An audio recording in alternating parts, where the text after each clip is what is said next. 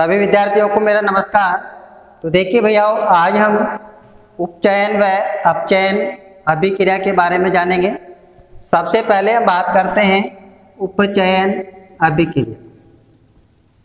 उपचयन जिसको कि हम क्या कहते हैं, ऑक्सीकरण कहते हैं। तो ये होती है उपचयन अभिक्रिया। तो इसकी सीधी सी परिभाषा है, यदि अभिक्रिया के समय किसी पदार्थ में क्या होता है, ऑक्सीजन की वृद्धि होती है तो उसे हम क्या कहते हैं, जैसे उदाहरण लेते हैं 2Cu प्लस O2। तो यहाँ पर देखिए क्या बनता है, 2CuO, जिसे कहते हैं कॉपर ऑक्साइड।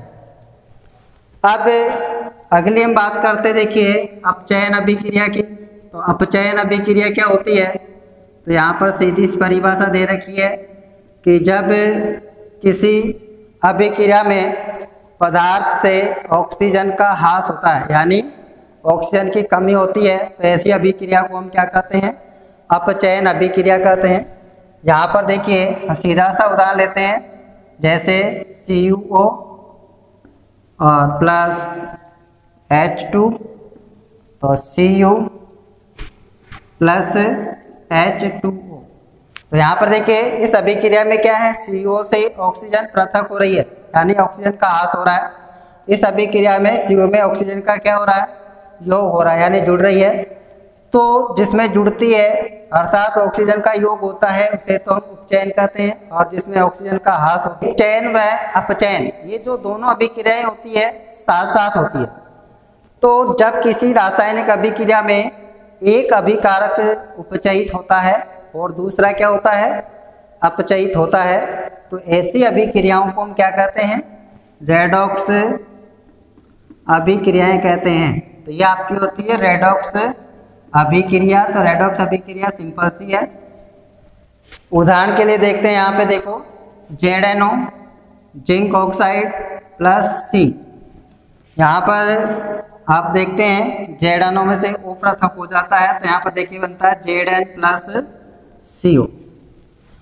इस अभिक्रिया में ZNO से क्या होता है, ऑक्सीजन पृथक होती है, यानी ZNO का Zn में क्या हो जाता है, अपचयन हो जाता है। तो इसको हम लिख सकते हैं अपचयन। दूसरा देखिए कार्बन है, और इसमें क्या होता है, कार्बन से कार्बन बदल जाता है किसमें, CO में। तो इसका क्या हो गया, ऑक्सीजन जुड़ रही है, तो इसका हो गया उपचयन। तो जिस अभिक्रिया में उपचयन और अपचयन, देखिए उपचयन व अपचयन दोनों साथ होते हैं, तो ऐसी अभिक्रिया को हम क्या कहते हैं, रेडॉक्स अभिक्रिया कहते हैं।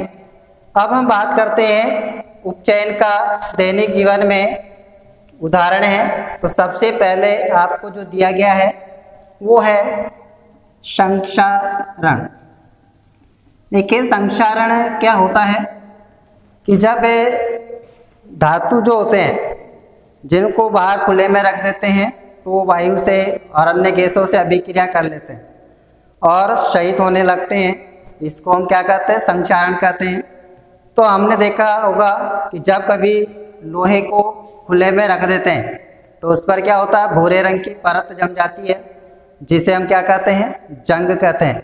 और जंग लगने का जो क्रिया है वही क्या है, संक्षारण कहलाती है। इसी प्रकार चांदी की जो वस्तुएं होती है उनको वायु में जब खुले रखते हैं तो काली हो जाती है। कॉपर को जब वायु में खुला रखा जाता है तो उस पर हरे रंग की परत जम जाती है। यानी ये जो सभी उदाहरण है ये संक्षारण के उदाहरण है। अब देखिए संक्षारण जो है इसके कई हम देखते हैं, जैसे आपसे पूछा जा सकता है कभी कि लोहे पर जंग लगने के क्या क्या कारण होते हैं। तो लोहे पर जंग लगने के देखिए 3 कारण है। सबसे पहले तो खुली सतह है, यानी कि जो लोहे के ऊपर की जो सतह है वह खुली होती है, तो उस पर क्या होता है, जंग लग जाता है। दूसरा होता है नमी, जिसे हम कहते हैं आर्द्रता। और तीसरी जो चीज होती है वो क्या होती है, वायु। तो यहाँ पर देखिए खुली सतह एक तो, और दूसरा जो है वह आपका होता है इसमें आर्द्रता, यानी वायु की आर्द्रता आप लिख सकते हो। और तीसरा है ऑक्सीजन। इन तीनों की उपस्थिति में क्या होता है, लोहे पर जंग लग सकती है। अब संक्षारण से बचाव यदि हम बात करें यानी जंग लगने से हम कैसे रोक सकते हैं, तो हम क्या करते हैं, लोहे की जो वस्तुएं रहती हैं उनके ऊपर या तो रंग या पेंट कर दिया जाता है या फिर उन पर जस्ते की परत चढ़ाई जाती है जिसे हम यशद लेपन कहते हैं। तो इस क्रिया के माध्यम से भी जो है जंग लगने की क्रिया को रोक सकते हैं। अब इसका देखिए दूसरा उदाहरण है विकृत गंधिता। अब हम इसकी बात कर लेते हैं विकृत गंधिता की। ये क्या होता देखिए, तो वसा युक्त जो सामग्री यानी वसा अथवा जो तेलीय खाद्य पदार्थ होते हैं, जब हम इनको लंबे समय तक स्टोर करके रखते हैं यानी कि रख देते हैं, तो इनमें क्या होता है, उपचयन के कारण इनका जो गंध है और स्वाद है वो क्या है, बदल जाता है यानी बिगड़ जाता है भी कह सकते हैं। तो बदल जाता है, इसे ही हम क्या कहते हैं, विकृत गंधिता कहते हैं। और विकृत गंधिता से बचाव के उपाय क्या है, तो देखिए सीधा सा सबसे पहले हमें क्या करते हैं, खाद्य सामग्री में एंटीऑक्सीडेंट यानी प्रतिऑक्सीकारक पदार्थ मिलाए जाते हैं। तो पहला तो हो गया प्रतिऑक्सीकारक पदार्थ मिलाना, तो प्रतिऑक्सीकारक पदार्थ मिला करके हम विकृत गंधिता को रोक सकते हैं। दूसरा जो होता है वो ये है कि इनको एयर टाइट कंटेनर यानी कि वायुरोधी बर्तनों में रखा जाता है ताकि उपचयन की क्रिया नहीं हो। और तीसरा जो है वो आपने देखा होगा उदाहरण के लिए कि जैसे चिप्स या जो पैकिंग सामग्री जो आती है, ठीक है, तो चिप्स या पैकिंग सामग्री जो आती है उसमें क्या करते हैं कि पैक करते समय उनमें से ऑक्सीजन को क्या है बाहर निकाल दिया जाता है और उसके अंदर क्या है नाइट्रोजन भर देते हैं। तो नाइट्रोजन क्या होती है, अक्रिय गैस होती है और इसके कारण क्या है कि उपचयन नहीं हो पाता और खाद्य सामग्री जो होती है वो हमारी लंबे समय तक सुरक्षित रह सकती है।